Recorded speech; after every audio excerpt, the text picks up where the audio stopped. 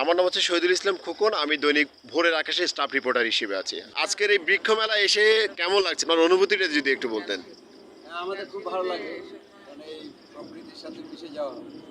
যেখানে সবুজ করার জন্য সবুজ ফল ফুল ঔষধি সব কিছু থাকবে করার জন্য এই বৃক্ষমেলাটা অতি প্রয়োজন। এবং বৃক্ষ শুধু মেলা দেখলে হবে না, ওটাও লাগাতে হবে, ওটা যত্ন করতে হবে, ওটা দিয়ে আমরা একটা এনভায়রনমেন্ট ক্রিয়েট করতে হবে। যে আমারও অত্যন্ত ভালো লাগতেছে এসে আপনাদের এইটা বৃক্ষমেলা পরিদর্শন করে।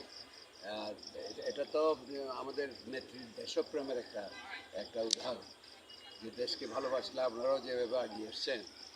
তো আগে কিছু অবহেলিত ছিল বাংলাদেশের কাজে, মানে এরকম ডিপার্টমেন্ট, বিশেষ করে এই বাংলার ফুল বাংলার ফল এগুলোর তো আমরা উৎপাদন করতে পারবো, নিজেরাও এনজয় করবো এবং বাইরেও আমরা এক্সপোর্ট করতে পারবো। কক্সবাজারের আগামী ডিসেম্বরের পরে এখানে কক্সবাজারের আন্তর্জাতিক বিমানবন্দর চালু হচ্ছে। তারপরে আপনার এই যে হাইওয়ে যেটা মেরিন ড্রাইভ, ওটা একদম মিরসরাই থেকে একদম আপ টু টেকনাফ, এটা আপনারা এই সমুদ্রের পাড় দিয়ে আপনারা ভ্রমণ করতে পারবেন।